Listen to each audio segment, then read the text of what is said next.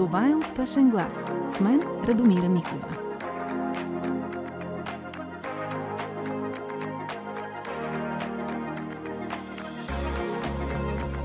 Габи имаше една препоръка миналия път да направим все пак презентация.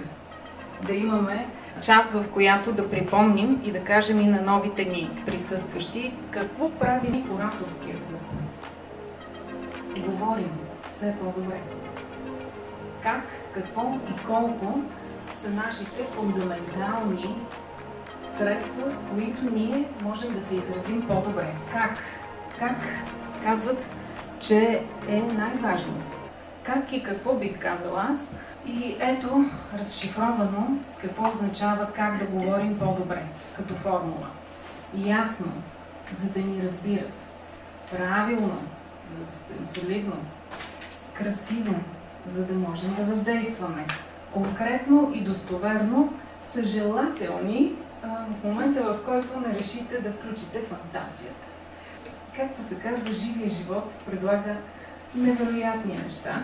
Те са описани в една фундаментална книга, която аз няколко пъти съм цитирала, "Граматика на фантазията" на Джани Родари. Но ние днес ще представим ето тази книга. Защото когато стигнем до въпроса какво да кажем, ето това е учебник. За мен Юлиана е номер едно в словесното изразяване. Човек, който умее еднакво добре, завладяващо, точно, увлекателно и да пише, и да говори. Номер едно по сладкодумност, бих казала. Книгата и изобщо изкуството и културата са най-добрият източник, през който ние да можем да развиваме умението за говорене, за общуване, за споделяне, за коментиране. Колко обаче е много важен въпрос, защото времето е нещото, което не можем да върнем. И така ние разполагаме с ограничено време. Времето е такъв ограничен ресурс, който означава и, ако прекаля колко говоря, дали изобщо ще ме слуша аудиторията. И сега се сетих за една формула 24/7. Знаете ли какво означава тя? Чували ли сте я? 24 часа, 7 гласи. За говорене. Това е формулата при визитките или най-кратките речи. Да представите какво правите с 7 думи и после да го развиете с 24 думи. Давам ви го като упражнение сега. Може да си запишете, като излизате после за вашите речи, с 7 думи да се представите, да кажете какво правите или с 24. И двете са допустими. Защо има Айфелова кула тук? Защото Айфеловата кула е от тези красиви клишета. Все пак Париж е столицата на любовта и е най-хубавото място за любовно пътешествие. Но ние не бива да прекаляваме с клишетата, когато говорим, защото говоренето с баналности не ни отличава. Когато става дума за въздействащ оратор, за въздействаща реч, помислете какво ще разкажете, което е от вашия личен опит. Нещо, което да споделите и нещо, което да е наистина необичайно. И на всеки му се случват необичайни неща. И пак посочвам Юлиана. Ловецът на всякакви невероятни истории, случки, явления, които тя описва в своите книги и 4-те. Моши, Сан, Уки и сега Хай. Благодаря днес на Дими Озунова, която е сред нас. Е нейния сайт, а това е бижуто, което ще получи оратора на вечерта, когото ще изберем заедно с Юлиана. Скъпи приятели, Юлиана Антонова Мурата.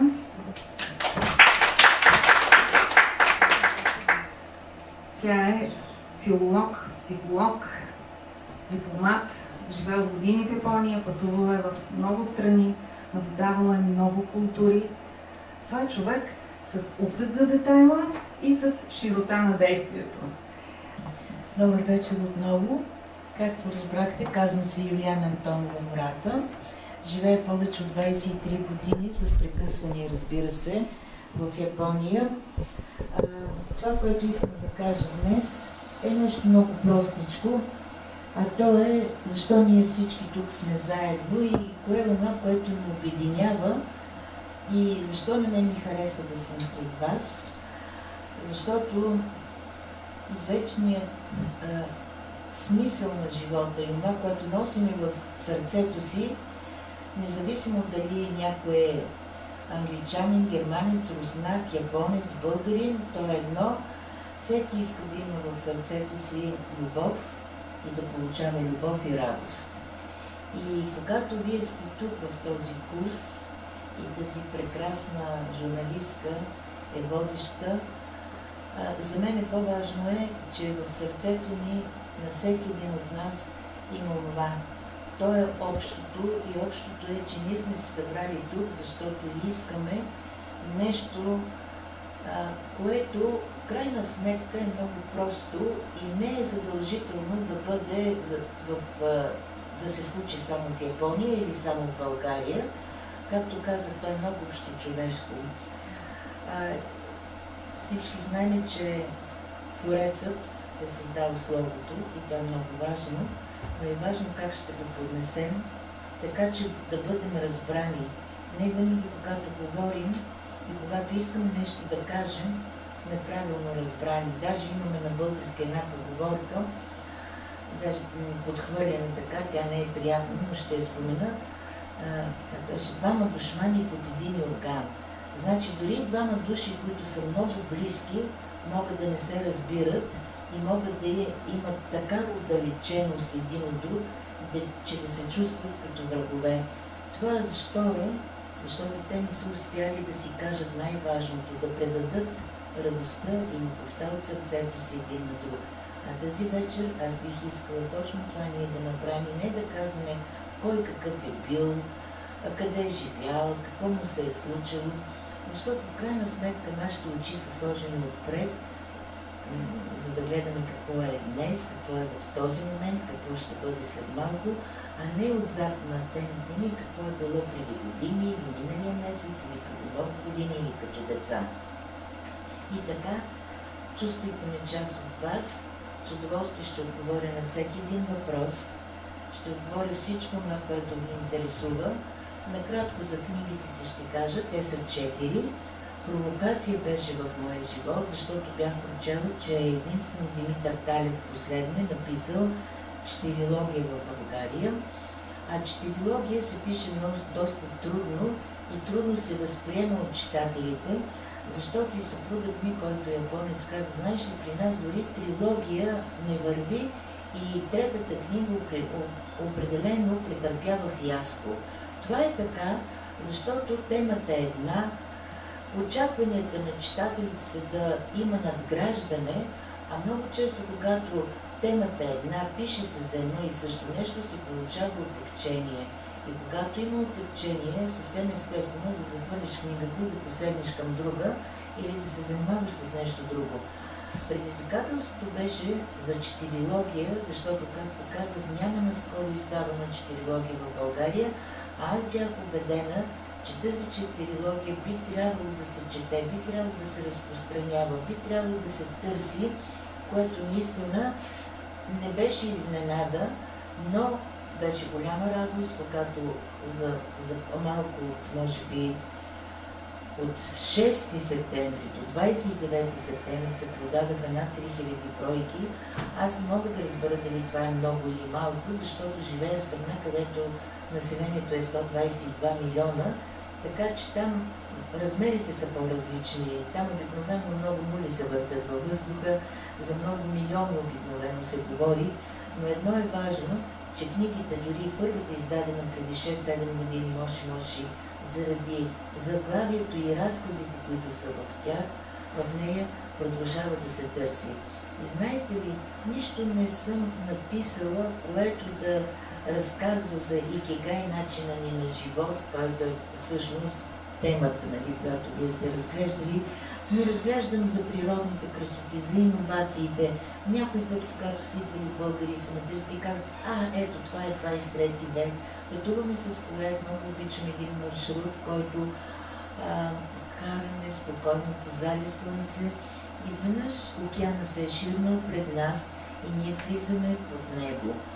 Пътят води под океана и ние пътуваме И след известно време излизаме от другата страна на Токийския залив. Преживяването е наистина много красиво. Преживяване, което човек може да мечтае, може да си пожелае отново да е там. И аз ви каня най-сърдечно, ако вие някога имате желание да посетите тази далечна страна, чувствате се поканени от мен. Моето име е Юлиана Антонова във Фейсбук.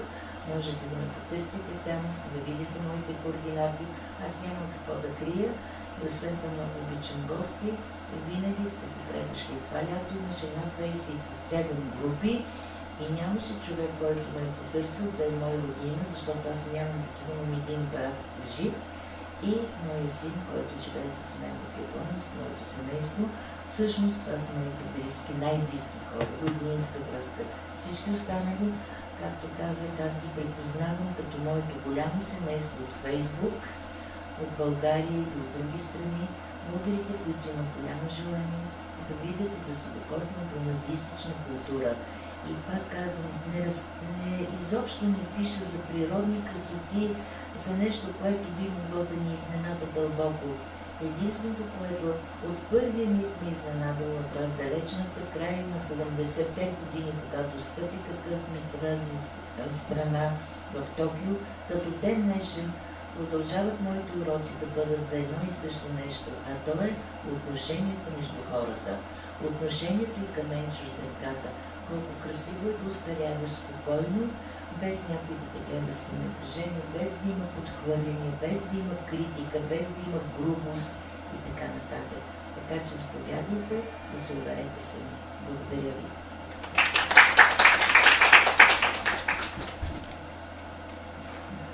Кога усети, някой ти каза и ти вътре почувства именно тази способност за говорна култура, подбор на думички, едно такова, дори в добрия смисъл превъзходство, че владееш света по този начин. И аз това изобщо не съм го усещала никога и сега като го чувам, даже се смущавам, както се смущавам някой път, като кажат, но книгите са уникални. Не обичам тази дума уникален, уникална. Аз съм най-обикновен човек и нищо не съм усетила, просто си живее, но ако нещо знае със сигурност, то е гласът на моята майка, който беше много приятен, музичен. Те казаха, но тя просто пее, но мене много я обичаха, защото тя, освен че говореше приятно, беше изключително начетен човек, скулптор, добър човек на изкуството. Тя наистина владееше една интонация и когато говореше все едно пее. Но тя още като ме е родила, така си казва, о, какво грозно бебе, това е първото, което си е помислила за мен. И винаги ми е казвала, ами виж сега, ти хич не си хубава, обаче да знаеш, имаш късмет живота, защото съм ти избрала хубаво име. Пък аз, може би, за да го върна в кавички, хич не си харесвах името Юлиана, струваше ми се много помпозно такова, но Юлиана, дълго и така нататък, но свикнах с него и така си вървя с него през годините. Имам много приятели навсякъде по света и в България и така нататък. Но това, което искам да ви кажа за нея, тя наистина беше и сладкодумна и умееше да говори, имаше много приятен глас. И това, кога го установи, когато тя пристигна на 76 години в посолството в Токио, където аз работех. И първото, което направи тази възрастна жена, изучи двете азбуки буквално за няма и седмица. Феноменална памет имаше. Те са по 4-6 букви и започна даже и леко иероглифи да учи. Ама те са 100 000, нали? Знаем, че никой, дори японците не ги знаят. Така или иначе тя учеше, за да може да се разбира и като отиде в бакалията, каза толкова им е приятно, като им каже добър ден и то без акцент, каза мама. И като си поръчам нещо или купувам нещо, аз винаги го казвам на японски език. И така, един ден аз се връщам от някъде от среща и гледам мама през две къщи от посолство, седнала с една японка. И двете седат. На другия ден или по-нататък пак ги видях заедно. Им толкова съм заета, че няма време да я попитам. Тогава казвам, мамо, там те видях с една японка, седиш и си говориш. На какъв език си говорите? Мама владееше перфектен немски език и вкъщи от дете си говори немски. Затова в медицинска академия съм преподавала на студентите медицина първи и втори курс немски език. Бях най-новия преподавател. Но я питам нея, ти на какъв език говориш? Тя каза ми, как на какъв? На български. Каза, моля, аз говоря на български. Ами каза на госпожата на какъв език? Ами тя на японски, не виждаш ли японка? И каза ми, какво си говорите? И тя каза ми, всичко. И каза ми, ами нищо, тя е вече моята приятелка. Каза, ето аз имам японска приятелка. Така малко се замислих, скептично, разбира се, как така те стоят и си говорят, седнали, две възрастни жени по на 70-80 години и си говорят на български и японски език. Един ден се звъни на вратата и каза, имате гости. Каза, не, никого не чакам. Мама се обръща и каза, за мене. И така, отваря ми вратата и влиза госпожата от съседната къща, през две къщи, която живее, и носи една саксия с малки червени чушлета. А любимият зеленчук на мама са точно тези малки червени чушлета. И тя слагаше в супа, в бобена чорба, в каквото сготви, в леща. Дори обичаше да се вземе парченци хляб с зехтин и малко червена чушка. И всичкото това тя обяснила на жената и жената, като е разбрала, че мама обича червени чушлета, и донесла подарък. Тоест, вижте какво точно те са се разбрали по един необикновен начин, на български и на японски. Но продължава и вече свършвам с историята, когато след няколко дни мама каза, аз заминавам. Каза, мама, чакай малко, имаш още цял месец да седиш. Не за България, аз заминавам за Хокайдо. Ама той е толкова далече. И как така ще отиде тази възрастна жена, вече 77 години стана през юли, и тя ще пътува за Хокайдо. Ами там е по-прохладно, на лятно време, по-на север, и ние отиваме с моята приятелка. И аз казвам, моля, да отиваме, нейния син ми праща билети, и аз ще отида, защото там има хубава риба, и той работи на един параход, и там, и казвам какво, там той прави брашно от риба. За първи път аз чувах, че се прави брашно от риба на параход. Обаче тя го е разбрала от нейната приятелка, която й го обяснила на японски език. Мама замина, върна се, на всички в посолството донесе риба. Риба тон, сушена, веяна, варена, не знам, в пликчета и така нататък. Защо ви го казвам това нещо? Че когато има любов в сърцето, няма значение ние какво говорим и на какъв език, но важното е наистина как го казваме, така че другия да усети радостта, да усети любовта, която имаме в сърцето си. И не, че тези книги са изключителни, но те наистина са бестселери, защото когато съм ги писала, аз съм внимавала да няма натрупване на съгласни, и това е наистина важно, дори когато говорим, така да си мерим нашата реч и нашите думи, че да няма как в български език имаме натрупване на съгласни. Пр, кръс, р. Усещате нека грубост в тях. Затова и не случайно думи като смърт, кръв. Нали? Те са с това натъртване на р, в, пр, кр и така нататък. И когато пиша, и когато говоря, винаги в мен е имал този стремеж да има повече наслагване на гласни букви, да се лее речта. Затова и нашите голями класици не рядко са писали за това, когато говорим и когато пишем, да има леене на речта, а тя се лее, когато има повече гласни. И още като немски възпитаник, и също така говорейки японски, там има краен словоред, но дори английския, който ми е най-често ползвания език, има нещо, което не знам вие дали сте забелязали, но като филолог ще ви го кажа. Накрая на изречението обикновено се акцентира и се поставя думата, която трябва да се запомни. Например, днес учениците от първа гимназия заминават за Пловдив. Пловдив е накрая, значи ние трябва да запомним Пловдив. Днес учениците от първа гимназия заминават за Пловдив. Днес учениците заминават за Пловдив от първа гимназия. Днес от първа гимназия, учениците от първа гимназия заминават за Пловдив днес. Тоест днес е акцента. И много често, когато наистина на края на изречението се сложи важната дума, при говорене или при писане още повече, тогава читателят, респективно слушателят, не се отекчава, а иска още нещо да чуе. Дали за Пловдив да продължи да му се разказва, дали че е точно днес, а не сутринта или утре, той вече има една информация, тази информация трябва да продължи. И когато ние говорим или когато пишем, не е най-важното само как, кога, защо. Отново казвам, най-важно да извадим от сърцето си. А какво е то? То е наистина любов. И когато аз казвам днес на края на изречението, или Пловдив, или учениците, или първа гимназия, това значи, че аз внимавам за вас, внимавам за слушателя. И когато пиша, аз казвам себе си. И на мен не ми е все едно кой как ще ме разбере. Искам всички, до всеки да достигне Словото, защото той има сила.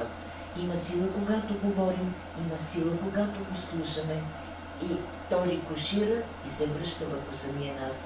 И когато някой критикува, говори грозно, говори грубо, защото е нервен, сприхав, да, добре, нека, но той също се натоварва.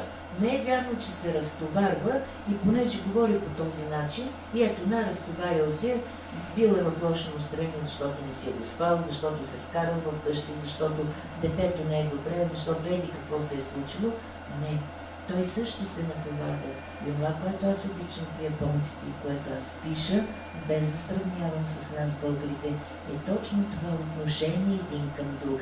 Да бъдеш обран, да бъдеш премерен, да внимаваш да не излезеш от своя периметър и да навлезеш най-демонстративно, не казвам нахално, но даже грубо в периметъра на другия човек и да го затрудниш било с въпрос, било с преднамерено грозно отношение и така нататък. Затова съм изключително възхитена, че в България вие имате възможността да посещавате този клас и направо нямам дума. Бих искала да ви покажа всичките, да ви поканя в Япония и там да направим заедно един такъв клас пред моите десетки приятели и приятелки в Токио. Благодаря ви. И ние ви благодарим. Имате ли въпроси? Ако имате въпроси, моля ви, не се притеснявайте, всичко ще отговоря. Но преди това исках да кажа какво значи хай-хай Япония. В 1984-1986 година отидах в едно заведение с мой приятел, който е професор, и заведението се казваше На дъното. Обаче беше сложено руското име над нея, нали, от горки. И аз очудих, че в Япония може да има такова заведение. И там се срещнах с големия режисьор, тяхен режисьор, Акира Куросава. Седеше до мен, те си говорят, изключително интелектуалци, аз съм си, обаче слушам с голямо любопитство и се вълнувам, разбира се. Бях и по-млада, и по-неопитна, и по-любопитна дори. Но знаете ли, това по-като че ли изчезна в годините, защото няма значение на колко си години. Любовта се носи в сърцето и за винаги човек носи своето любопитство в сърцето си. И така, седейки там, той ми каза, всеки един човек, след това се обръща към мен и каза, вие трябва да пишете. О, казвам, това е поредният комплимент на японец, те правят такива комплименти. И той каза така, няма някой, който да не може да напише книга или роман или разказ. Няма човек, който да не може да направи и да създаде филм. Но знаете ли, пак се обръща към мен, най-важното е заглавието. Заглавието води нататък всичко останало. Разказите или историята. Затова мен много ми хареса този клуб и името на клуба. Успешен глас. Невероятно. Толкова е хубаво това заглавие. Такъв заряд има. Успешен и глас. Чудно, който го е измислил, браво. Браво на него. И така, заглавието води нататък разказите и първото заглавие на първата книга е Моши-Моши. Това е едно японска дума, която значи ало. Но от свекъра ми научих, че освен ало има и по-старо значение, което означава, извинете, мога ли с нещо да ви бъда полезен? Мога ли с нещо да ви помогна? И всъщност, Моши-Моши, мога ли да ви помогна, води нататък останалите 64 разказа, защото те ни помагат всеки един разказ да разбера, да навлезна в душевността на един човек, на един най-обикновен човек. Аз разказвам за обикновени хора. Не пиша за императора, за политици и прочее. Или за моя син, там внука, моя внук по-скоро, или за моя съсед, за моята приятелка. Най-обикновени хора, но наистина с нещо са ме развълнували. А пък един разказ, ако не възразявате, мога ли да го кажа или нямаме време? Имаме, заповядайте. Имаме. Вкъщи съм в събота и изведнъж снаха ми, тя е японка, много красива, слаба, висока, чудна, и сина ми, българин, половин българин, ми поднасят подарък без повод. Отварям аз и тихичко казват Нармание. И какво мислите? Дънки. И аз се зарадвах, дънки, нали, джинс. Опитвам се да го сложа, оставам така, изнъж поглеждам, на коляното съдран, а малко над коляното висят някакви конци, а по-нагоре пак избелял, съдран. Ма какви Армани, какви фирми, той изглежда ужасно. И аз казвам, не, това изобщо не е за мен, пък и за кого ли е, казвам аз. И изведнъж снаха ми казва, толкова хубаво ти стои, служи го. Казвам, не мога такова нещо, съжалявам, пък не искам и да обида, нито нея, нито сина ми. Той обаче много добре така по-български владее нещата, говори перфектен български език, обръща се към мен, мамо, ако знаеш колко слабичка те прави. И разбира се, това проработи и той казва, иди там до Ропонги, той е на 6-700 метра от дома ни, много хубав квартал, отиди, разходи се, виж как се чувстваш и ако не ти харесва, ще го хвърлиш. Тръгвам аз, обаче се гледам така към стената да върна на блоковете, защото нещо не ми е много точно с тия съдрани джинси да върва, а беконци висят, ама страшна работа ви казвам. И пристигам аз там и много е красиво. Там младите хора си правят срещи, а отстрани голямо заведение на Макдоналдс. И аз поглеждам, изведнъж над входа на Макдоналдс виждам с голями букви написано думата култура. Букви, смисъл иероглифи. Лесно се чете. Виждам култура, прочитам отпред фестивал. И аз така се заглеждам и казвам, това ще е нещо интересно. Събота и неделя фестивал на културата, но ако е анимация или манга, която са породяли в Япония, пък знам, че и по цял свят, на мен не ми е чак толкова много интересно, не знам дали ще отида. Не искам така да прочита за какво е този фестивал на културата и така се взирам, ама са ми със сакче на гърба, пък не ми се сваля да си сложа очилата да прочита. И така гледам надалече и изведнъж чета, не виждам много, пак така се взирам, вратата се отваря и излиза един, който е бездомник, веднага го разбрах, със съдраната риза, ръкавите, чехлите, които са много вехти. И той върви така и виждам, нали, аз гледам, че чета, но виждам и него периферно. Ту ме гледа в краката, ту поглежда в главата, очевидно е разбрал, че аз не съм японка. Ама така пак гледа и върви, пак се заглежда, пак гледа към мен, ама аз продължавам да се взирам буквите и изведнъж най-накрая този бездомник разчупи половината си сандвич и го подаде. И сега това е един много хубав урок за мен, защото аз се разплаках, после ми стана тъжно, защо не го догоним да му дам някакви парички, но там няма простеци, не приемат пари, защото това е отново да пристъпиш, за което казвам, периметъра и да влезеш в периметъра на другия. Но има хора, които са се решили, въпреки че имат социална помощ, дават им къде да живеят и искат да живеят навън и да бъдат бездомници. Това си е философия, но това е друга тема, ще разказвам някой пъти за това. Така или иначе, аз толкова се вцепених с съдраните панталони и с половинката сандвич, не разпера ми се ръката и тогава си сетих и си казвам, човек може да помогне без да има средства, и без да е богаташа, и без да има парите в джоба си, в портмонето и така нататък. Може да помогне, стига да има в сърцето си любов. И отново този разказ го написах, защото ми беше толкова мило. Той е половин страничка, колкото са и всички останали. И ви моля много да ги прочетете. Благодаря ви. Благодаря. Въпроси имате ли? Благодаря ви отново. Юли Сан има още една изненада за вас. Тя е свързана с музика, но след малко. И така каня най-смелия оратор сега.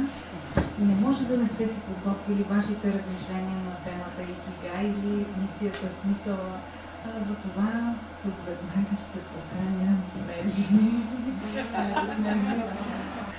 За всички, които за пръв път са тук, в лабораторията на гласа, ние изпитваме себе си именно в такава реална среда.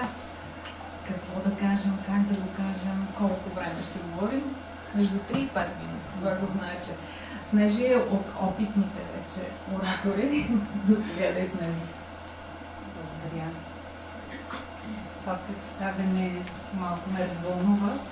Ще се опитам да ви представя и аз моето по-скоро, като чух темата, разбрах темата виждане за Япония. По някакъв начин я чувствам близка, въпреки че никога не съм била там. Чела съм книги за хората, за живота там и на мен ми се струва, че икигай като че ли е нещо, което е свързано с тяхната народност. Разбирам, че икигай е смисълът, който човек трябва да въплъщава и мислейки за смисъла, при мен се фокусираха няколко неща. Тези неща са много важни за всеки един от нас. И за да ги онагледя, ще дам просто примери, които съм преживяла, чула, чела, видяла. Какво е за мен най-важното и отношението, което чувствам, че съществува в тази далечна държава, това е хората, които първо излъчват едно безкрайно уважение, една безкрайна уважение и разбиране и приемане на другия човек. В този смисъл виждам пример, който бих искала да посоча. Проведе се Олимпиадата. Български спортисти, имам предвид Боряна Калейн, спечели медал. Безкрайно бях изненадана, когато разбрах, че в Япония уважението към нейния труд, щастието, което тя е изпитала, е било споделено, тъй като там на големи афиши са били отправени поздравления към нея. И това го приех с вълнение, защото сметнах, че в една далечна държава оказват уважение към упорития труд, към представянето и към заслугите на един човек, който действително с труда си се доказва. Друго, което смятам, че мога да споделя и намирам така като общо виждане за това, че присъства в японската култура, това е уважението към възрастните. В тази връзка искам да споделя един пример. Там присъства уважение, което е такава почит преклонна към родителите, към възрастните. И това ми прави много силно впечатление, защото това е връзката, нишката, която ни свързва пътя от миналото към настоящето. В същото време ми се струва, че има невероятно отношение към бъдещото поколение, към децата. Така си мисля, доколкото разбирам и виждам, децата са нещо, което е златно зрънце и отношението към тях е много топло. В рамките на всичките тези леки лъчи, които засягам, ми се струва, че всичко, което е важно за нас, е труда, уважението и любовта. И за да направим нашето присъствие значимо и смислено в този свят, си мисля, че не е нужно ние да променяме света, а е нужно да променяме единствено себе си и така можем да постигнем тая хармония, за която ми се струва, че трябва да говорим днес. Благодаря ви. Ние ти благодарим. Еви, заповядай. Здравейте! Аз съм Евелина Лютова, автор на метода Евитерапия. терапията, която буквално за 8 минути отнема болката от гърба, кръста, вследствие на дископатия, дискова херния или прищипан нерв. Това е авторска методика, която съм я описала много накратко в моята първа книга Евитерапия, вълшебното изцеление на тялото и душата. И това мое първо вече всъщност описва първите стъпки на моето аз. Исках да напиша тази книга преди около 35 години. Не бях готова. И за 3 месеца я написах. Тази книга, когато човек се докосне до нея или си докосне своята болка, тя извлича болката от тялото и душата. Защото наистина този метод на енергийно въздействие действа на 3 нива – дух, душа и тяло. Това, от което всички ние притежаваме в нашия свят, са тези 3 неща. Ние сме дошли от светлината и ще отидем в светлината. Но, бидейки тук на Земята, в нашето тяло, ние сме едно велико триединство. Метода Евитерапия въздейства на 3 нива – дух, душа и тяло. Изключително много съм благодарна за това, че съм попаднала в този прекрасен ораторски клуб и за това, че мога без да се вълнувам, без да ми трепери сърцето и ръцете, да говоря благо с вас, да кажа моята история. Аз съм стигнала до мястото, където да покажа на всички хора, че благодарение на калта растат хубавите цветя. Там точно растат цветята.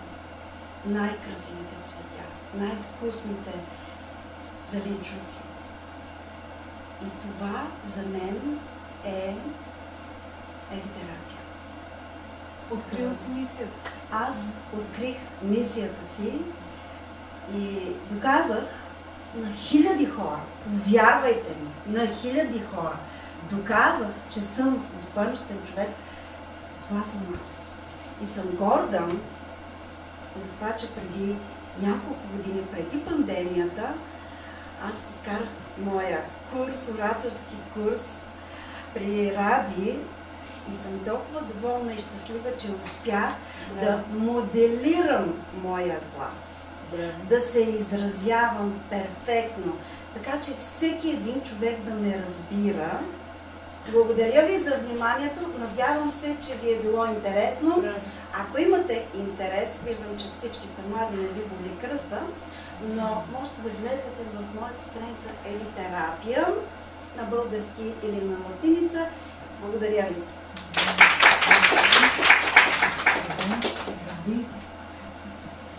Габи. Здравейте на всички. Повечето от вас вече се познаваме. Темата я знаем от 2 седмици. Естествено, отворих да прочета нещичко. Какъв е смисъла на живота и си помислих и всъщност какъв е моя смисъл и открила ли съм го аз. И кога съм го открила.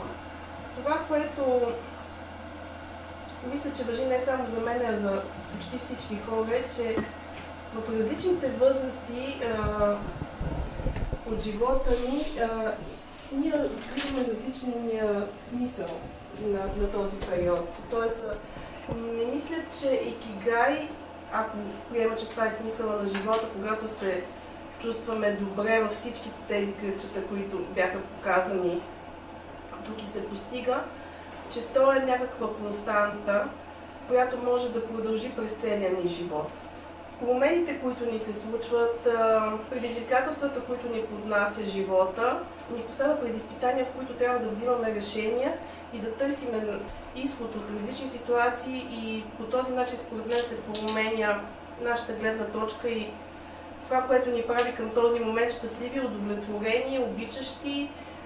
Не е случайно можем да смениме интересите си, сферите, в които работиме, обектите на нашата любов, така нататък. Примери, които си мислих, че мога да дам от моя личен опит и моя живот, това е, че аз работех в търговска фирма, свързана с автомобили. Интересното е, че немските собственици продадоха фирмите и в момента сме собствениците са японци на много голяма японска корпорация, която се казва Сумитомо. Да, и когато ставаше продажбата на фирмата, си мисля, кои са те. И едно от представянето беше, те са огромни, те са в цял свят. Те правят всичко, те правят от клечки за зъби до ядрени реактори, нали? Какво е за тях една малка автомобилна фирма или нещо друго. Мащабите, които има там, явно са доста различни от това, което ние си представяме в България. Не случайно и Юлиана каза 122 милиона, нали, как изглежда България спрямо Япония. Тези предизвикателства, които се случват, било в бизнеса, в личния живот, те променят посоката. В моя личен живот посоката ми беше променена след като се родиха децата. Интересите, личното щастие, смисъла на живота вече ми се промени и вече е друг. Предизвикателството да имам дете с увреждане тотално промени смисъла ми на живота и интереса ми. Икигай, което е смисъла, си мисля как може да те предизвика дори да смениш работата си, да се обучаваш, да срещнеш нови хора. Друг пример, вие знаете всички, това са капачките за България, които събираме. Аз се поинтересувах от този мъж, защото случайна среща, децата ми учат в една детска градина. Лазар Радков, да. Той всъщност е живял в Германия, занимавал се след това с фитнес, има фитнес клуб, но явно там не е открил това, което го влече, което иска да покаже на обществото, да увлече много хора и да вижда смисъл в работата си. И точно капачките, събирането на тези капачки придават огромен смисъл в неговия живот. Аз следа страницата, но той пише ужасно дълги постове с разказва какво му се случило сутринта или къде е ходил. Тоест той е много отдаден на тази кауза. Тоест смисъла, който ние, където ни води сърцето, може да бъде навсякъде и той може да го намери във всяка една част от нашия живот. Финал. Благодаря ви.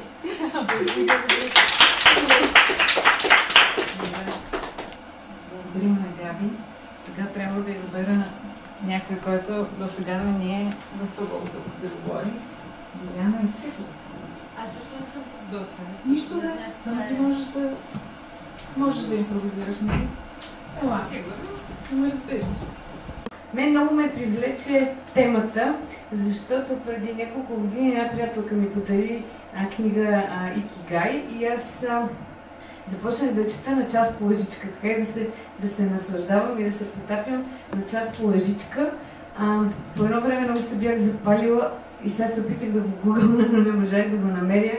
По този компонент, където се говореше за здравословното хранене, за това колко хубаво, имаше някакъв израз на японски и спомням, че даже го цитирах на децата вкъщи и се майтапех, когато препоръчват да станеш от масата, която си на 80% на хранене, за да не преяждаш, нали? Това е една от тайните за дълъг живот в Япония. И просто трябва да си го изчопли от съзнанието, но беше много сладко като звучение и буквално почти всяка вечер имаше един период, в който използвах на масата вкъщи, докато се хранихме с децата. И леко ми се смеяха за това. Друго нещо, което много ми хареса в книгата, която всъщност така и не дочетох, и това е една друга история. Изобщо концепцията за това смисъла да си щастлив от това, че си винаги зает.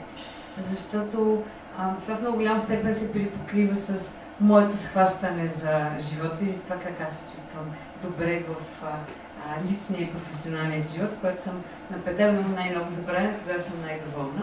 И тази книга миналата година е включена в една супер забавна и щастлива история от едно мое прибиране от морето, когато не можах да хвана нощен влак и трябваше да се лангъркам от Варна до София в августовската жега с дневен влак, с някакво огромно закъснение. И общо взето сама се бях ужалила жална как изобщо ще се добера до София и се озовах в едно купе, привидно първа класа, в която нямаше климатик. Прозорецът едва стоеше отворен или затворен, за да не изпукаме от жега, с едни жени, които супер искам да избегна думата рандъм, но така просто случайно се бяхме събрали в някакъв момент, тръгна лав, ама такъв страхотен лав, че почти не усетих как стигнахме до, примерно, Враца, където те почнаха да слизат. И част от лафа се завъртя около книгата, защото едната жена се оказа, че иска да чете, обаче по грешка взела някаква книга, която е прочела. Взе моята книга, си я дадох, защото имах още една. Много ми хареса и в крайна сметка тая книга отпътува за Лом. Вследствие през Враца за Лом и се разбрахме тя в някакъв момент да ми изпрати обратно, защото не можех да я подаря. На мен ми беше подарена. Подарената тя да се запази. И сега взема да й пиша да ми пусне обратно, за да си я дочета. Но това ме привлече и съжалявам, че изпуснах всъщност. Така че ще имам да си дочитам и въобще да се потапям в преживяването. Благодаря. Добре, Юлиана, не си прочела Икигай, обаче със сигурност ще прочетеш Хай-Хай Япония. И съм сигурна, че много ще ти хареса. Знам кой е чел тази книга със сигурност, даже е слушал. Нина? Икигай. Само, че за темата говорим, не толкова за книгата. Да. Здравейте, аз съм Лилията Видео. За хората, които да разговарят, да имам с темата Икигай много ме впечатли, защото за мен е изключително важно човек, който живее, да живее пълноценно и най-вече щастлив. И аз също съм по-скоро слушала от живота, но съм малко на Storytel и слушам повече книги. И също така и чета, но съм слушал повече за Япония чрез Storytel. Това, което ми хареса, че хората в Япония, те са щастливи от малките неща. Това, което ги кара да живеят щастливо е повече да работят, повече да са в движение, повече да се вдъхновяват от по-нематериални неща. Което по принцип ние в Европа и повече цяло в света сме точно обратно. Открих в себе си, че аз също по принцип мога да се насоча към тази култура и доста неща от себе си промених. Разбира се, много трудно, защото всичко от нас е доста материално. Навсякъде ни наслагва, че трябва да живеем по друг начин и просто неизбежно да сме по-материални. Но истината е, че колкото повече и по-отрано разберем, че от малките неща може да сме щастливи, толкова по-добре и повече от духовните. И така, последствие почнах да ходя повече на йога, да се интересувам, да слушам или да чета някакви книги повече за духовното щастие. И така с моята учителка по йога доста пъти съм си говорила за тези неща и тя всъщност е стигнала, може би, до Икигай, да съчетава работата с това да бъде щастлива. Защото всъщност Икигай не е само това да се издигнем по-духовно, но и да правим хората щастливи. И точно това тя ми каза. Аз съм стигнала до това ниво. Да бъда щастлива и да предам на моите ученици щастие или по-скоро този заряд, който аз излъчвам и тя наистина го излъчва. И аз почнах да следвам нейната философия, ще да кажа политика, не точно. И видях, че колкото повече правят хората щастливи около себе си, толкова повече аз съм щастлива. Трябва да се опитваме не само ние да сме щастливи, а да бъдат и хората около нас щастливи, колкото можем, разбира се. Не е задължително, то трябва да го почувстваме. Не се прави на нищо на сила този живот. Колкото мога, може с малки крачки, но наистина гледам всеки Божи ден хората около себе си, първо себе си. За да правиш хората около себе си щастливи, ти трябва първо да си щастлив. Ти трябва да работиш върху себе си и след което вече да предадеш тази енергия в другите. И това наистина се възхищавам на японците, защото те са стигнали до това ниво, те така ги възпитават. При нас е много различно. Ние сме възпитавани по съвсем друг начин. Много е трудно, когато вече човек вече се, как да кажа, човек. Да, те първа да учи някакви неща, които се учат като съвсем малко. Между другото, точно за възпитанието, Юлиана много държи като дума, нали? Основна дума. Най-вече, да. Така че, приключваме. Да. Добре. Мария, заповядай. Не, защо да ми кажеш това? Загледате. Заповядайте. Не съм подготвена нищо, така е най-добро. Въпреки, че Здравейте на всички! Казвам се Мария Георгиева и по професия съм фризьор, но мечтата ми е да стана писател. Написала съм 2 книги, които още не съм ги издала. И двете са онлайн. Едната се казва "Отразена в теб". Разказвам за лични мои истории и преживявания. Книгата, която ми е най-голяма мечта да напиша, е историята на моите родители. Моите родители са заедно от бебета и баща ми е писал на майка ми любовни писма, които в момента ги реда по хронологичен ред и когато ги подреда ще започна да пиша. Заглавието на тази книга съм решила да се казва "Любов в кожена чанта".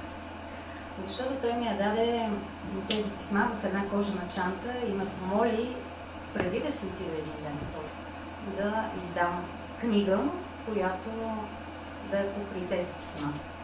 Това ми е една от мечтите. Чела съм Икигай. Обичам много да чета, както съм прочела и всичките ваши книги, с изключение на новата. Изключително съм впечатлена от Япония. Скоро се върнах обаче от Южна Корея, не можа да отида до Япония. Надявам се до година да изпълня тази си мечта. Много неща са ми направили впечатление. Аз съм човек, който е обиколил много държави. Работила съм и съм живяла навънка близо 28 години. И винаги съм била от типа хора, който заимства от най-различни места, за да изгради себе си като един различен човек. Тоест, моето утре всеки ден е различно. Япония я познавам по книги. Това, което ми харесва, е възпитанието на децата от малки, това, което съм прочела и във вашите книги, как се стараят да почистват сами местата, на които играят, начина по който живеят, начина по който разговарят едни с други. Това, което също много ме впечатлило, как го описвате във вашата книга. Защо няма коли по улиците в Япония? Защото можеш да имаш кола само когато имаш гараж. И така е свободно навсякъде, можеш да се разхождаш. Тротуарите как са направени с тип аквариуми, можеш да разглеждаш рибки. Начина и обслужването в японските болници. Нещо, което мисля, че в България няма да достигне никога, за най-голямо съжаление. Историята там с щупения крак, мисля, че беше. Да. Както и в тази книга да преживееш своя икигай.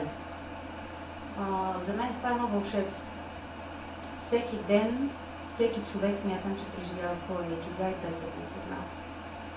Когато общуваш с някой или когато дори ти се случва нещо неприятно, ти преживяваш тези неща, които по един или друг начин те изграждат. Не искам повече да отнемам от времето. Мисля, че беше достатъчно. Благодаря на всички. Благодаря на Мария. Не била подготвена. Да. Искрено.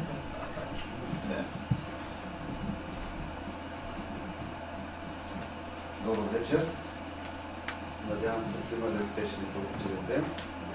Аз съм Искрен Георгиев и днес ще ви представя своята по-земна гледна точка за това какво е икигай. Всеки от нас търси някакъв смисъл, нещо, което го мотивира и го кара да става сутрин и да продължава напред. Лично за мен, аз намирам тази мотивация в някои ключови области от живота. Професионално най-много ме вдъхновява развитието на моя бизнес, но не просто растежа, мечтата ми той да бъде автономен. Да работи дори когато не съм там.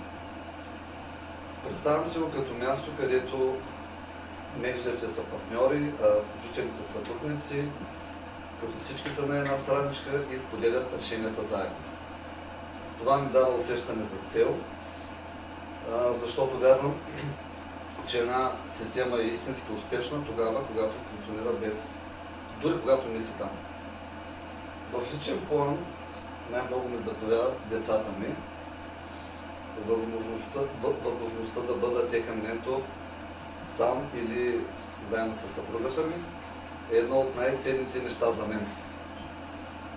Стремя се да им давам напътствие и възпитание, което да ги направи борбени и независими личности, да търсят своите собствени пътища в живота, а не постоянно някой да ги дърпа за ръката. Освен това, в една от най-големите ни страсти е инвестирането. Макар да имам само образование в тази област, но да не съм го работил професионално, това е едно нещо, което винаги ме е интересувало и това е моето хобби. Пасивни инвестиции в финансови и други активи. Така и по този начин това ми позволява да прилагам своите знания, натрупани през годините. От какво има нужда света днес? Смятам, че има нужда от повече хора с добра финансова грамотност, защото съм убеден, че това е ключът към лична свобода и независимост. Също така смятам, че има нужда от повече хора с добри ораторски умения, защото тези умения ни позволяват да се свързваме с другите хора и да им влияем положително. Като лично за мен говоренето пред публика винаги е било предизвикателство и до някъде страх, но винаги съм си припомнял и думите на Карл Юнг: където е страхът ти, там е и задачата ти. Както и тези на Сократ: говори, за да те видя. Така че общо взето, като обобщение какво е икигай за мен, това е добрия баланс между професионални амбиции, семейни ценности и лични интереси. Благодаря. Благодарим на Искрен. Искрен пътува за ораторския клуб чак от Варна.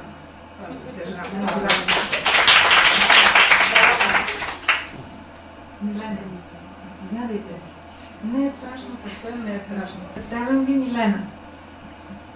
Здравейте! Много се радвам, че съм сред вас за първ път. Говоренето пред публика е един от най-големите ми страхове, въпреки че говоря цял ден с хора от целия свят. Казвам се Милена, по професия съм счетоводител, но съм съдружник в голяма международна компания. Какво е за мен смисъл на живота? Да се позова на това, което каза Юлиана, и това е любовта. Любовта, която идва от сърцето, и радостта. И защо в Япония го правят? Аз дълги години прекарах върху това да разбера как мога да бъда здрава в един свят, който ме ограничава на физическо, на ментално, на духовно ниво. И много се докоснах до източната философия и начина на живот.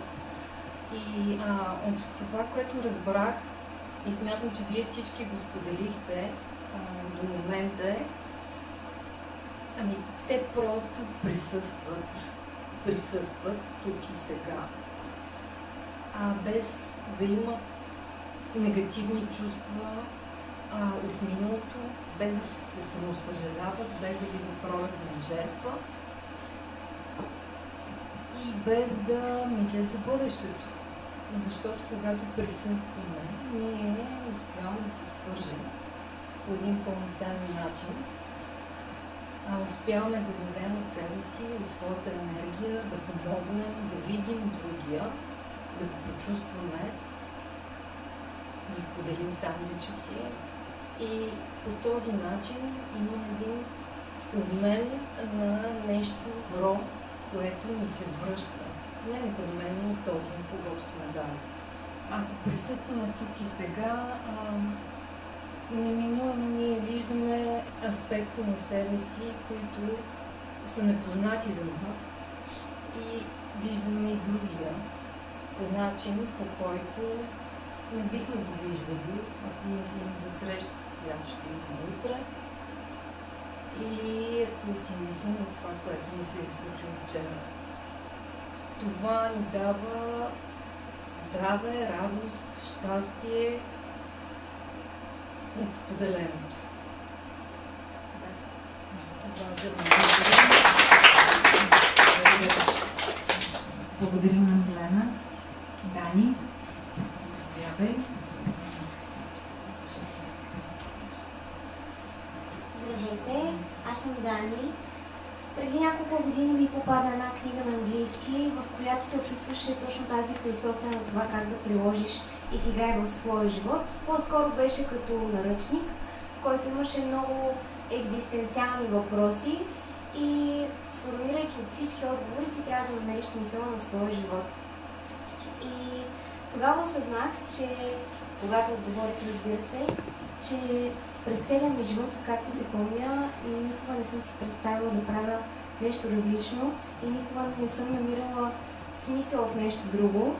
И ако ви кажа, че за своите крехки 19 години аз съм намерила смисъл на живота си, по-скоро бихте подходили с недоверие. Случвало ми се преди и с съученици, дори понякога семейството ми, но когато намериш нещо, което да осмисля живота ти, да те прави смислен, то ти ставаш по-добър, това те мотивира и те вдъхновява. И аз намирам смисъл в музиката. И благодаря. Както казах, това е нещото, което смятам, че е моя мисия и че е най-големият дар. И за това съм родена и когато успея чрез гласа си да накарам някого да почувства нещо, да излезе от своя свят, да влезе в моя и да стане по-добър, то тогава знам, че всичко се заслужава и това е моят смисъл.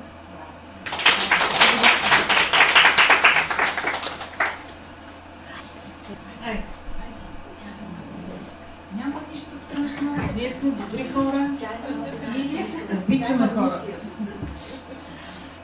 Здравейте! Това е голямо предизвикателство за мен, защото аз от детските си години имах учителка, която ми създаде много сериозна травма. Изкарвах 6 писмени на наустранични двойки.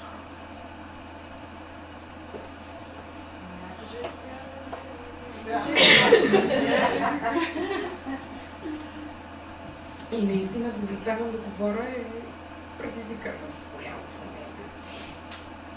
Така.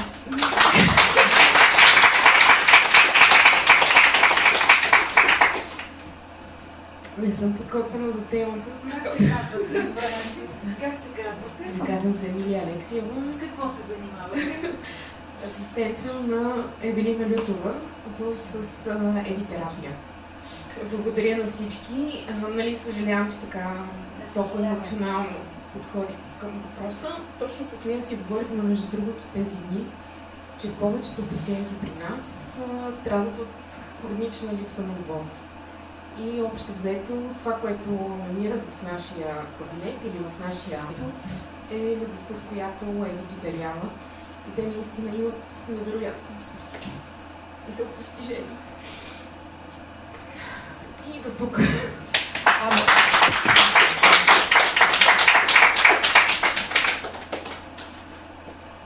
Браво! Нека да я окуражим още. Илина, заповядай.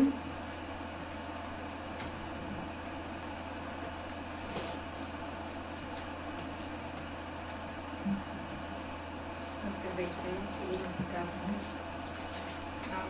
Мога само да взема нещо от Ели. Аз работя като IT специалист и презентирам програми повече от 10 години и водя обучение пред много хора. И ми предполагах, че също имам, как се казва, сценична треска. Участвах тук в работи в ораторския клуб и, за съжаление, ми се случи точно това. Минали пъти изгубих гласа. Не можах да довърша това, което исках да кажа. И всъщност си дадох сметка, че съвсем различно е, когато нали, си в работна атмосфера, говориш на съвсем друга тема. И колко по-различно се чувстваш, когато ще говориш нещо, очакваш някаква реакция, някаква оценка за това, което ще кажеш. И наистина аз също преминах през такава сценична треска, въпреки че точно не очаквах да ми се случи. Така че напълно ви разбирам. А иначе за темата, какво е смисъл на живота? Мисията ти, смисъла на живота. Умишлено се заиграхме за думичката икигай, защото са дни на японската култура. Днес е деня на психичното здраве, деня на прегръдката и ден на успешен глас. Да, аз за съжаление нямам нищо общо с японската култура, но надявам се в някакъв етап от живота ми да се поколна в нея. Да. Какъв е иначе смисъл на живота? Това е един вечен въпрос, който сигурно има 1000 отговора. Различните хора имат различно виждане за нещата и тези отговори едновременно могат да бъдат и верни и грешни. За един това да бъде смисъл, който за друг не. Казах, че тези отговори могат да бъдат и грешни и верни едновременно. Като казах на съпруга ми за темата, който е един абсолютен човек, далеч от философските разсъждения, не разбира дълбоко смисъла на това, че посещавам ораторския клуб.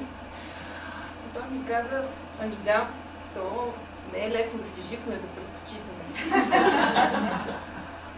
В моя личен аспект, за мен смисъл на живота е в това да се чувствам щастлива. И то не е да открия нещата, които ме правят щастлива, да се науча просто да изпитам това чувство. Като искам дълбоко да подчертая, че аз не съм привърженик на тези позитивни теории, където трябва да се говори само позитивно. Смятам, че човек има нужда да изпита цялата палитра от емоции. Или пък да си поставя ниски цели, за да ги постига лесно и да не се разочарова от това. И ще ви разкажа една случка, която ми се случи миналата година, миналата пролет. Дъщеря ми беше 7-ми клас. Знаете, имат матури, който е минал през това нещо, ще разбере какъв ужас е, който не е, му пожелавам да здрави нерви. Тя искаше много да приема до френската гимназия, изкара добри резултати, приеха още на първо класиране. Тя си избра една паралелка с втори език латински, биология и химия. И вместо, аз вече да съм щастлива, удовлетворена след всички усилия, които и тя и ние положихме, започнаха ни съмнения в мен. Но сега за какво е този латински? По-добре беше записала с испански. Ето, половината свят говори испански. Една приятелка ми каза, че в Флорида повече се чувала испанска реч, отколкото английска. И понеже всяка събота и неделя сме в Флорида, е много важно, нали? После реших, че по-добре английски, да е по-лесно. Ето, той немския, нали, не е лош английски. И в този момент си дадах сметка, че аз всъщност, вместо да се радвам, да съм щастлива от това, което се е случило, аз всъщност не мога да бъда щастлива и да удовлетворена, да намеря смисъл. За щастие, детето така е доста по-стабилна психика от мен, беше много щастливо, че са го приели, разбира се, за харесва училището. И само ще завърша с това, че една нейна приятелка и беше пожелала миналата година за рождения ден. Много здраве, щастие и много хубави моменти, обаче някои не чак толкова хубави, за да може да оцени хубавите. Което ми беше много странно за те в 8-ми клас, че стигнах до тези изследи в живота. Това е от мен. Благодаря. Кой ще поеме? Сега ви е момента за сцена. Чудесно! Браво, браво! Така се прави в радиото, но трябва да има дупка, да разбира. Ирина. Здравейте. За които не ме познават, казвам се Ирина. С което сме се виждали, много се радвам да съм тук на втори сезон на Смешен днес. Така, предния път имаше една много хубава тема, вяра, надежда и любов. И аз се подготвих да разкажа нещо за любовта.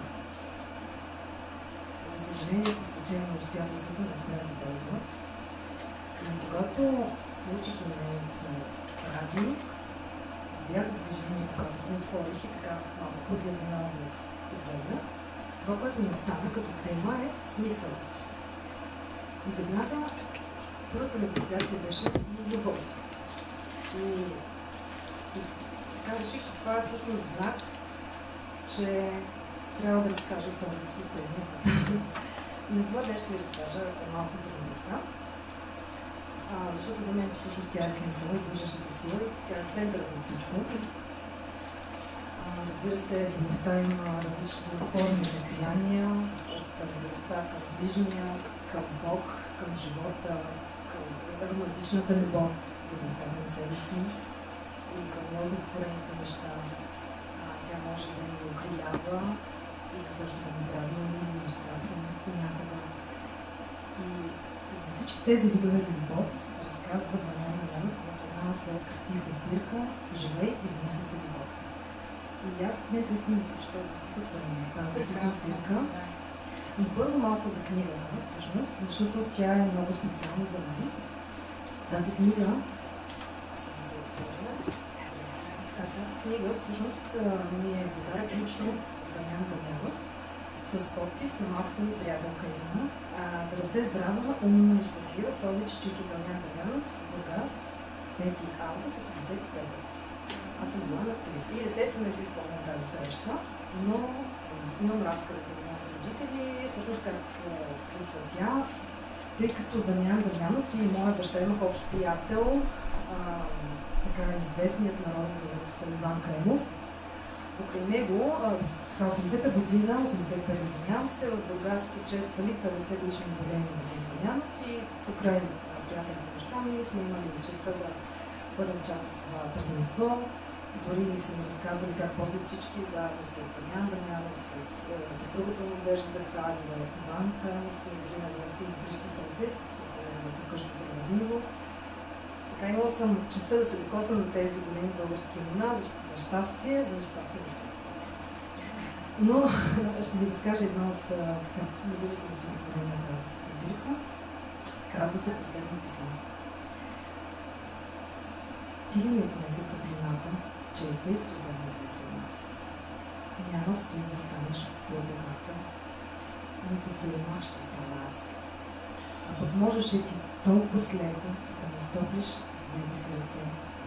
Колко обич трябва на човек, колко сбира живото сърце. Но аз имам мъка, дето пари, лист написан и безсънна нощ. Но аз имам вяра и другари. Те ми дават и крила, и нощ. И кога ми стане много тежко, аз отново пак ще ги избера. Ще им кажа всичко най-човешки. Те са свои. Те ще разберат. Ще повикам мъката си стара, тя ще капне много по-невеста. Ще запаля с друга цигара. Не съм съвечът на света. Имам радост, имам скърби тежки и един грин, много стар. Да скърбиш е винаги човешко. Не човешко да си без друга.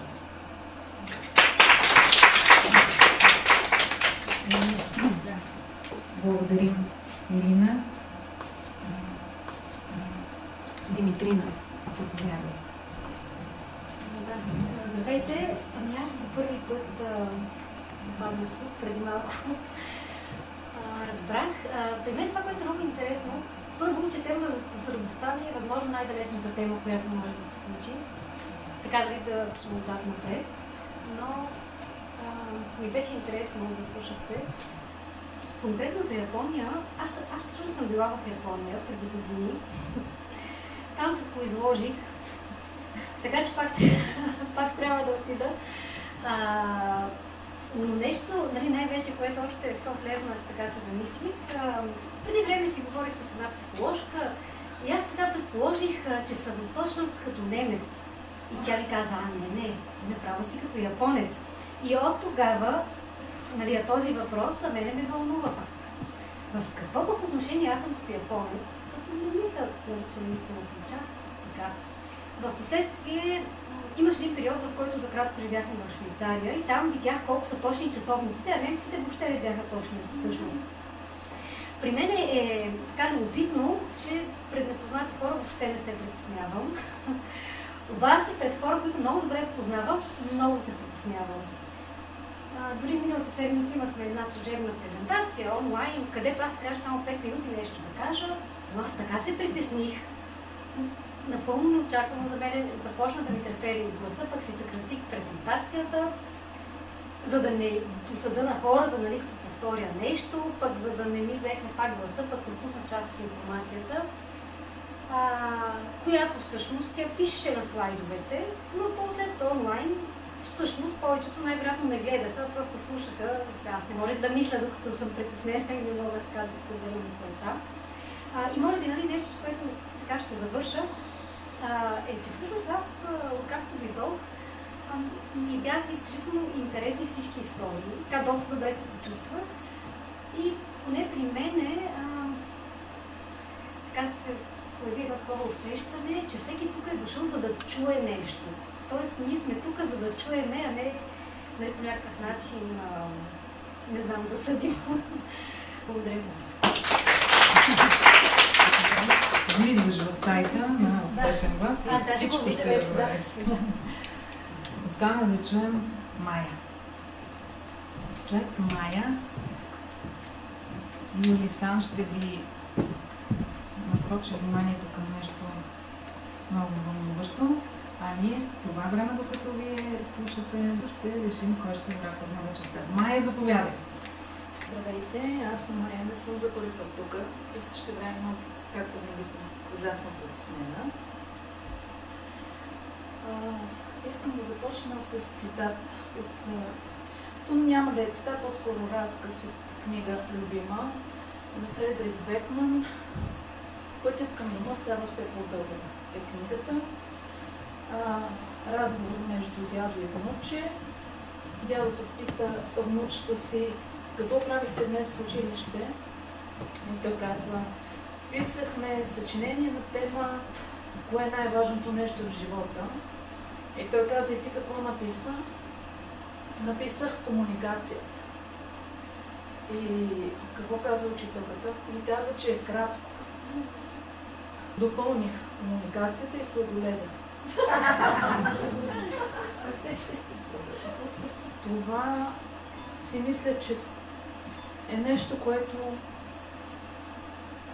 наистина ти носи смисъл, защото всеки един разговор, първо всяка една среща е среща, която значи точно в този момент е важна за теб.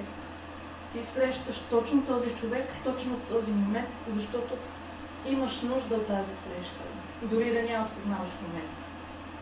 В някакъв момент и всъщност разбираш, особено в последните си години, моите приятели ме срещат с техни приятели и всичките те говорят точно за това, за промяната, за живота, за смисъла, за корена, за духа. Нещо, което наистина в момента много ме вълнува. И искам за себе си да отговоря на тези въпроси за това, коя съм. Унищожавам ли духа си с решенията си? Кой взима решенията? Аз, духа, корена. Коя съм аз, ако духа и корена са две различни неща? Душата. Душата избира сама корена, казва Розмари Нел. И си казваш: добре, този корен носи със себе си нещо. Традиции. Избрал си в случая България. Той си има традиции, има си неща, които те вълнуват, които в момента ти носят радост, като народната песен, хорото. Нашата музика те успокоява, те радват, те кара да плачеш. Тоест, влизайки вече в кожата на българина и корена на българина, а по някакъв начин душата се пренарежда ли как? Това нещо да й говори, да й носи радост в някакъв момент. За това, че говорим за Япония и за традициите да уважават по-възрастните поколения. Някакси аз също съм израснала в семейство, в което традициите значат. Баща ми от македонския край, майка ми е шопкиня. Баща ми, когато са се женили, той казва на нашата сватба: първо, кумовете не се избират от младите хора, те си идват по рода. В крайна сметка не младият човек е този, който празнува или който има дума на сватбата, а кумът, казва, цялата сватба върви. Музикантите върват хора с стол, кумът дига ръката и казва: спира се. Спира, слага му се стол, той сяда и всички спират. В този смисъл някакси и ние имаме такива традиции, а сякаш с времето да не ограничаваме сякаш децата в някакви рамки на това, какви са очакванията на възрастните за тяхното бъдеще, за това да се върнат в родната къща, а да им дадем повече свобода, да изживеят щастието си по начин, по който те го усещат. Това беше за децата, за възпитанието. Аз да направих една ретроспекция. Да, тъкмо щях да представя бижуто, което ще спечели оратора на вечерта, за да видите, и че точно щях кажа да дойдеш. Ето сега, да, оп. Ти така и така, без това ще ми кажа. Да. Дими твори бижута от сребро, заповядай, и се свързва по много интересен начин с среброто. Кажи ни за тази магия, а във връзка с това, което Майя каза, кой е най-важният човек? Човека, който е точно в този момент срещу вас. Той не е важният човек.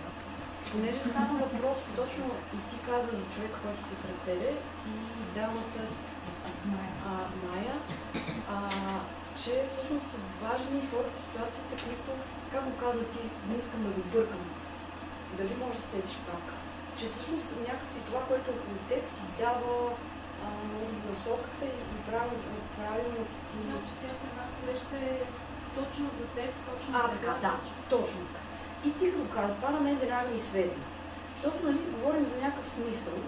Темата, като я видях, аз почнах да си мислям, кое нали е толкова важно, как да го измисля сега, кое е това важно, пък за мен ли, пък за всички ли, пък за света ли, пък за България ли, пък патриоти ли сме, какво ли сме. И сега изведнъж мен ми стана ясно, че колкото повече не търся този смисъл, особено в последните няколко години, толкова по-добре ми се получават нещата, толкова по-добре почвам да се чувствам.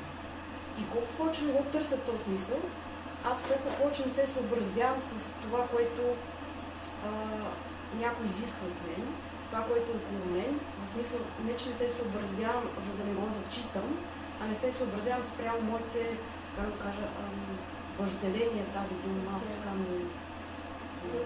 не ми харесва. Извън оградата, искаш да кажеш. Свободата на дума. Да, всъщност това някой беше казал, че да си като куче, ти точно да видиш в този момент въпрос за настоящия момент, да живееш в настоящия момент, явно е смисъла. И всъщност няма да казвам какво е смисъла. Тоест, това ми е светна мен в момента, че както не търся смисъла, той някакси излиза без да го иска. Да, нещо такова. Много е парадоксално. Като софистите ще станат така. Да, някакси такава идея изведнъж ми свети. Добре, кажи ни за бижутата все пак. Бижутата, това е една посока, която много скоро поех аз.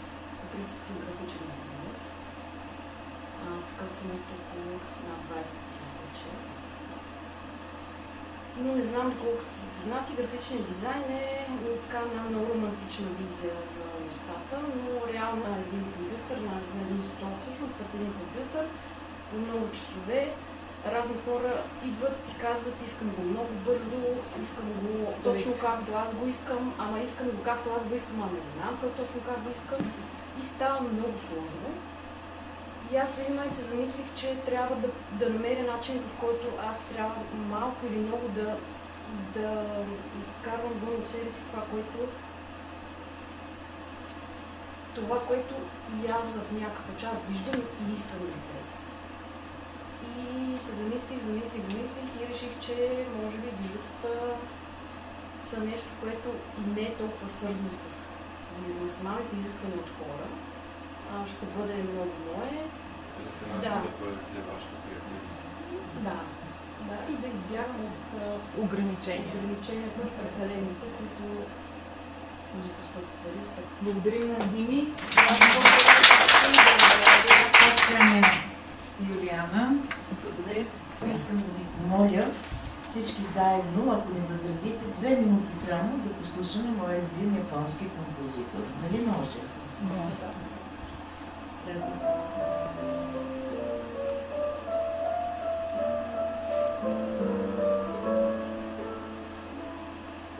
Почти всеки един от вас. И аз съм си задавала също този въпрос и ще продължа да задавам, може би. Има един много известен японски писател, казва се Кензабуро Ое. Той е нобелист, носител на Нобелова награда за 1994 година. Заминава за Франция, млад човек, току-що завършил гимназия.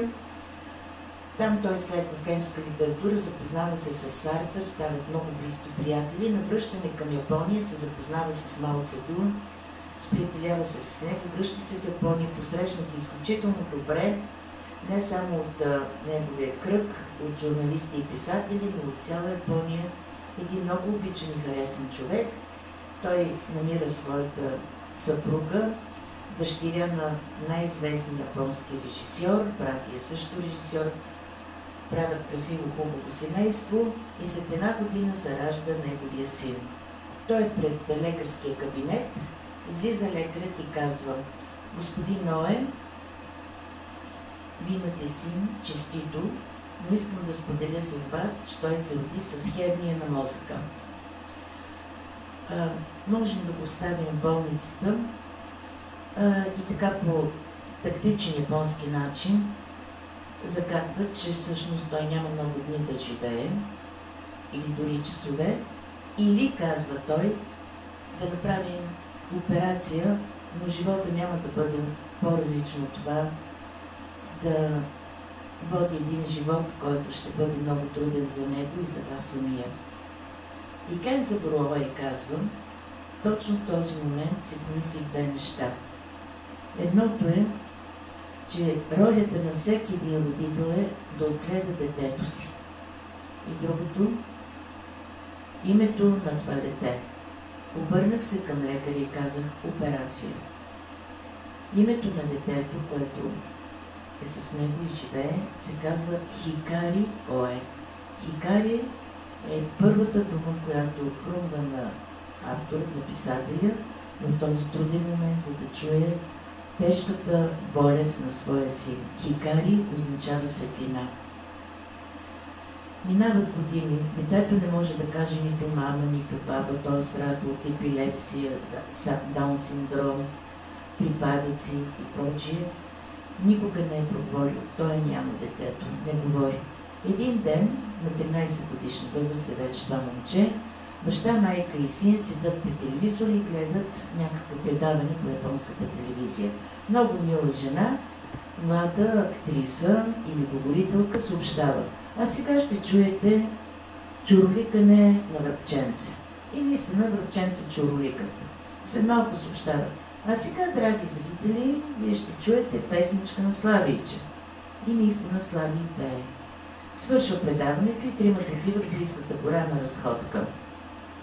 И изведнъж това момче, което никога, нито веднъж не е проронило една дума, казва цяло изречение, и изречението е със същата интонация на тази красива говорителка или актриса, която казва: а сега ще чуете чуроликането на връбченце. Те се връщат в къщи, през крайни изненадени, и наемат учителка по пиано. Кензабуро Ое пише, а момченцето в ъгъла свири на пиано ден след ден и само след една година прави първия си диск със свои композиции и става най-продавания диск с най-100 000 броя дискове, продадени в Япония, а вече милиони, които той е известен не само в Япония, но и в Австралия, Америка, почти цяла Европа. Хикари Ое. И знаете ли кое е най-важното, което засегна моето сърце и което не мога да забравя? Хикари Ое продължава да не говори, пише невероятна музика, която дава светлина на хората.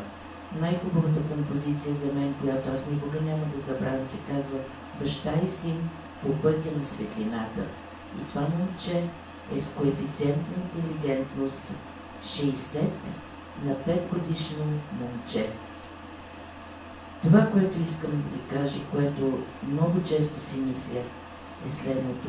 Всеки един от нас, вие всички, няма значение от коя националност е човека, няма значение от възрастта му, няма значение от коефициента на интелигентност. Всеки един от нас има мисия. Не случайно е роден. И няма значение. Бил глупав, бил много интелигентен, който и да е той, бил добър оратор, бил говорил много добре. Има мисия. И мисията на този клуб е прекрасна и благодаря и много ми харесва. Ще опитам да намеря такъв клуб и в Япония, за да се присъединя и аз към ораторския клуб в Токио. Но това, което ще продължа и ще ви кажа, е следното. Хикари Ое пише тази прелестна музика и дава светлина, точно както е неговото име. И се замислям за още нещо, освен за мисията, за пътя, и не се притеснявам никога да си мисля дали онзи разказ, който ви казах, онази история, ще хареса на някой, ще каже какво пък чак толкова. Няма значение. Мен ме докосна, че един много беден човек дойде и раздели залъка си с мен.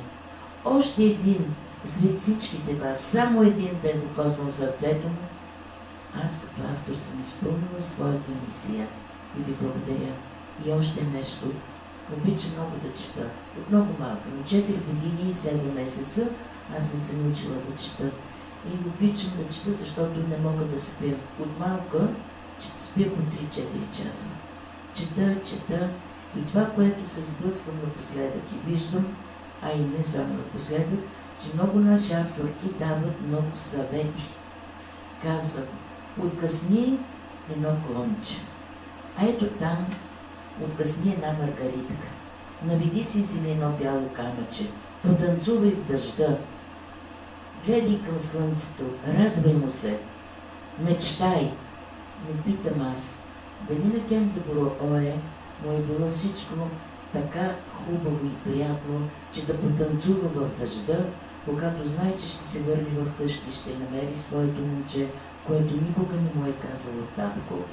Дали на тази възрастна жена, която и да е по света, и ето това да мечтае, а тя не може да се просегне, защото вече е болна, тежко болна, например, 4-та фаза от рак или каквото да е. Всеки има в живота си този случай, около него да има болен човек и да не може дори вода да се вземе за да пине.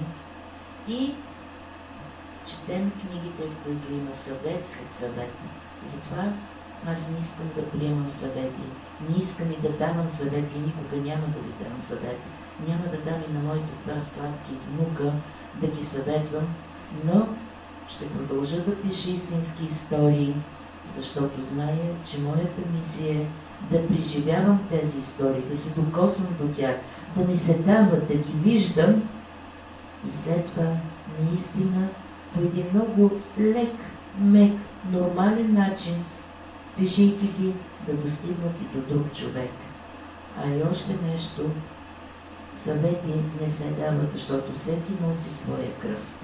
На един е по-лек, на друг е по-тежък кръста, но ние не знаем. Затова и когато говорим, много е важно наистина да бъдем обрани, така си мисля за себе си. Много да внимавам, да не кажа, абе този е глупав или този не става, или този се вълнува. Колко мило ми стана, когато момичето пред мен се разплака, защото това е истината.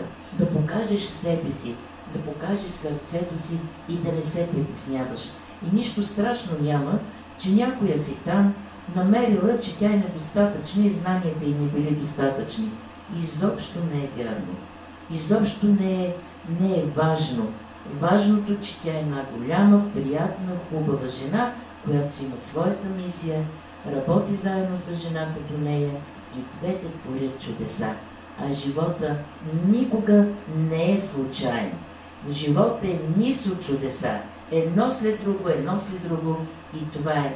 Няма нужда да откриваме някакви специални смисъли и мисии.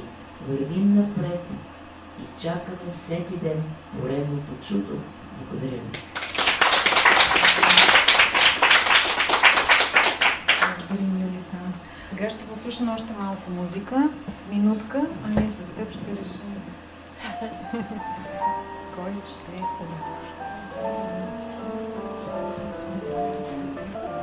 готови с решението.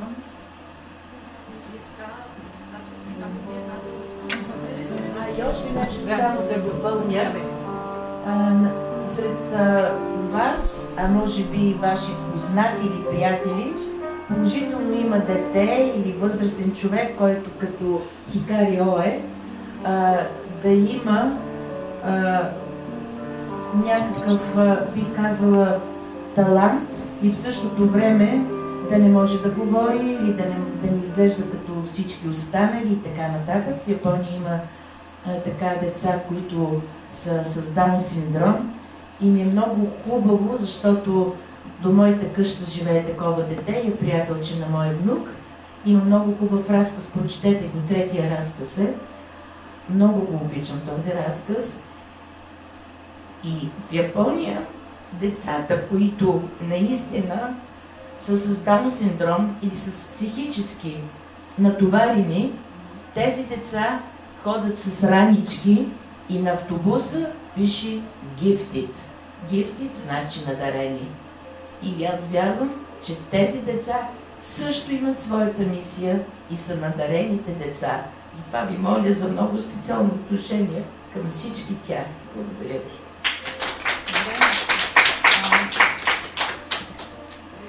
Дими, заповядай да връчиш наградата, а Юли ще аргументира защо и кого избрахме за оратор на вечерта. А всички вие ще получите книга и автограф след тази официална част. Нашето решение не е само мое.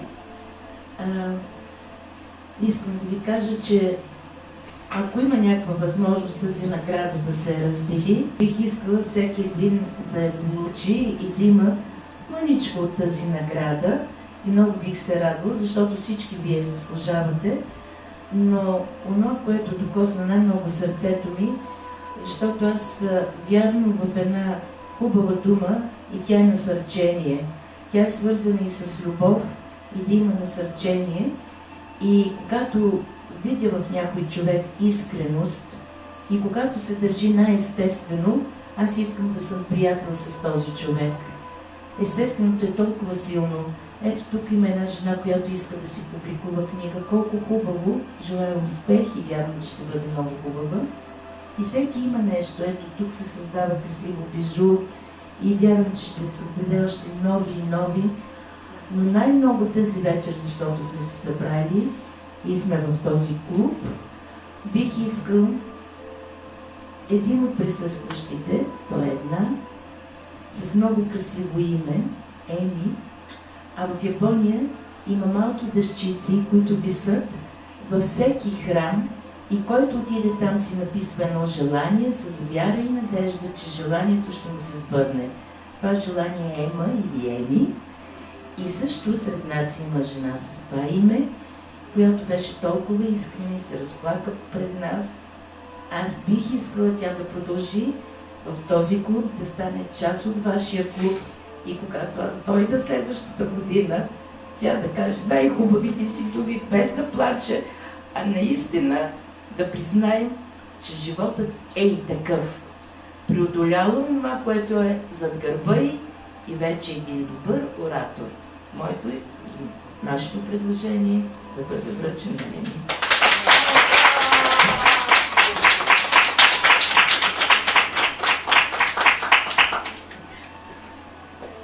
Благодаря на всички. Следващия път ще се постарая да съм по-естествен. Естествено това ли? Да. Не, наистина това е много сериозна травма, защото по принцип аз винаги измислям какво ще кажа, но като изляза някъде да говоря и загубвам ума и дума. Ето, затова е този клуб. Да. Имам да разкажа много интересни неща. Наистина аз пишех уникални неща, но излизайки пред всички, просто загубвах ума и дума и тя казваше: Емилия, кажи две приказки. Почваше целият клас да ме подиграва или червената шапчица и така нататък. И наистина аз се подготвям, имаме много събития. В момента, в който трябва да изляза да кажа нещо, тотален блокаж. Всичко. Мога да разкажа смешни истории, мога да разкажа най-различни неща, но просто излизам и млъквам. Направо някакво заключване и наистина много се притеснявам. Ами сега ще носиш това сърце и ще си откриваш със безкрайно благодаря с душа и сърце, така че удоволствие.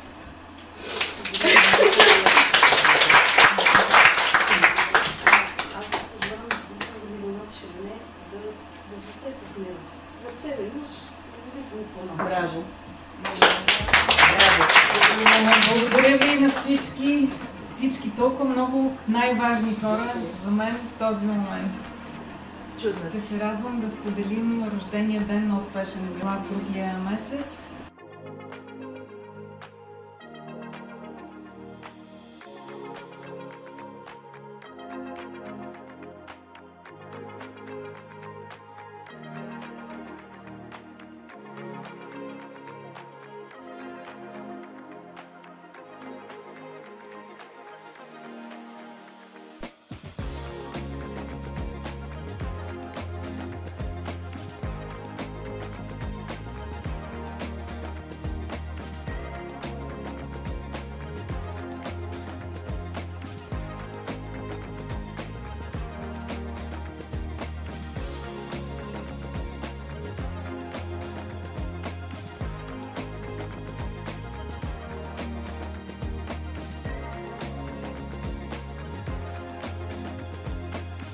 Не харесваш гласа си?